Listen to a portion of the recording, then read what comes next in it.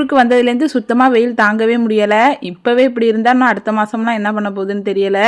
அதனால் நைட்டே வந்து கம்மங்கூழுக்கு வந்து ஊற வச்சு கூழு காய்ச்சி வச்சுட்டேன். இன்றைக்கி காலையில் செஞ்சுக்கலான்னு. கம்மங்கூழ் என்னோடய ஸ்டைலில் ரொம்ப ஈஸியாக சொல்லித்தரேன். இது மாதிரி செய்யுங்க, சூப்பராக இருக்கும். உங்களுக்கு கம்பை ஒரு 5 மணி நேரம் நல்லா ஊற வைக்கணும். அதுக்கப்புறம் தண்ணியெல்லாம் வடிகட்டிட்டு மிக்சியில் போட்டு ரவா பதத்துக்கு அடித்து எடுத்துக்கணும்.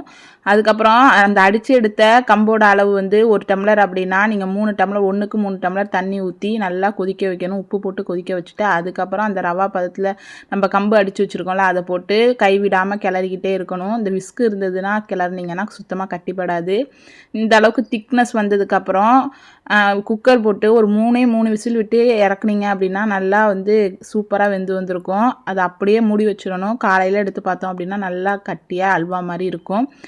நான் வந்து இன்றைக்கி பழைய சோத்தோட தண்ணி ஊற்றி கரைக்க போகிறேன் அப்படிங்கிறதுனால நைட்டு தண்ணி ஊற்றலை. உங்களுக்கு பழைய சோறு தண்ணி இல்லைன்னா நைட்டே கொஞ்சமாக தண்ணி ஊற்றி வச்சுக்கிட்டிங்கன்னா நல்லா புளிச்சிரும். நான் பழைய சோறு தண்ணி வந்து நிறையா ஊற்றிக்கிட்டேன். அதுக்கப்புறம் வந்து கையை போட்டு தான் கரைச்சிக்கிட்டேன். அப்போ தான் கட்டி இல்லாமல் இருக்கும் அப்படிங்கிறதுனால கொஞ்சமாக பழைய சோறும் போட்டுக்கிட்டேன். டேஸ்ட்டு நல்லாயிருக்கும். நம்மளோட கட் ஹெல்த்துக்கும் வந்து நல்லது. அப்புறம் வெங்காயம், நிறைய வெங்காயம் போட்டுக்கலாம். தயிர் போட்டு இன்னும் கொஞ்சம் தண்ணி பழைய சோத்தோட தண்ணி ஊற்றி நல்லா கரைச்சிக்கிட்டேன். சூப்பராக இருக்குங்க இந்த வெயிலுக்கு. அப்புறம் இதுக்கு தொட்டுக்கிறதுக்கு தேங்காய், கருவேப்பிலை, கொத்தமல்லி எல்லாம் போட்டு துவையல் மாதிரி அரைச்சாச்சு. மத்தியானம் வச்ச புளிக்குழம்பு இருந்துச்சு. இந்த மாதிரி புளிக்குழம்பு, மீன் குழம்பெல்லாம் வந்து இந்த கூழுக்கு நல்லாயிருக்கும். அப்புறம் காய்கறி வந்து இது சௌச்சௌ கூட்டு இதை வச்சு இந்த கூழை சாப்பிட்டாச்சு. நிறைய பேர் கூழுக்கு வந்து தொட்டுக்கையாக வத்தல், மிளகா, ஊறுகான்னு செஞ்சு சாப்பிடுவாங்க.